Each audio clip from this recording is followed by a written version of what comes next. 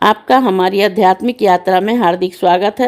आप सुन रहे हैं शिव महापुराण, जो सनातन धर्म के ही अनमोल ग्रंथों में से एक है।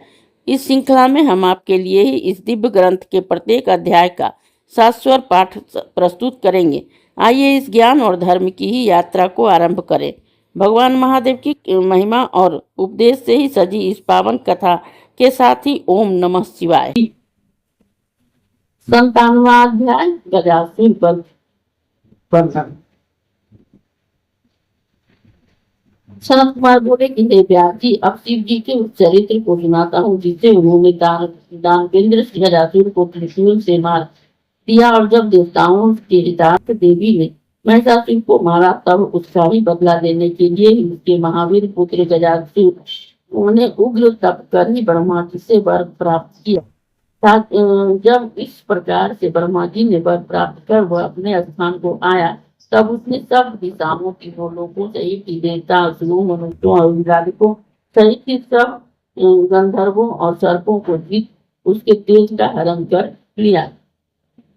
उसने देवताओं को अपने चरणों में गिराकर ही प्रणाम कराया और सबको ही प्रचंड आज्ञा देकर ही महेंद्र पर्वत पर जाकर पिंजरा करने आरंभ किया। अब वह विषय लोपित हो गया। शास्त्रों का उल्लंघन कर अपनी बुद्धि को पापमय बना लिया।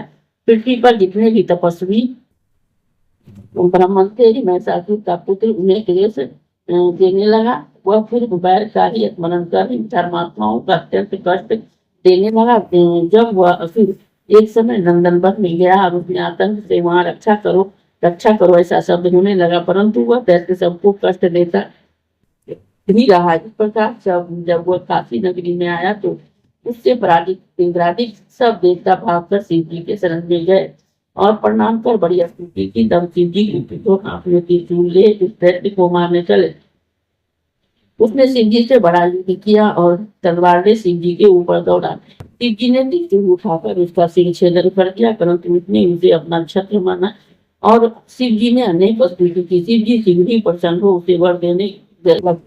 उसने कहा कि यदि आप हम पर प्रसन्न है तो मुझे मार्ग में भी इसे चर्म को अपना ओढ़ना बनाइए और अपना तृप्ति वासा नाम दीजिए। शिव जी ने तथा कहकर उसने शरीर को काफी क्षेत्र में मुक्ति दाया तो जो लिंग बनाया उससे ही कीर्ति वातेश्वर हुए। फिर शिव जी ने गजासुर से उस विशिष्ट चरण को ग्रहण कर अपना आच्छादन किया। बड़ा महोत्सव हुआ। काशीवासी प्रसन्न हो गए। सब देवताओं ने शिव जी को नमस्कार कर बड़ी स्तुति की।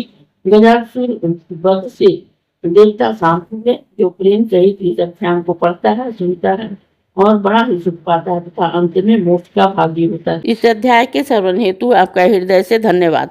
हम आशा करते हैं कि शिव महापुराण की यह दिव्य कथा आपको आध्यात्मिक शांति और गहन ज्ञान प्रदान कर रही होगी।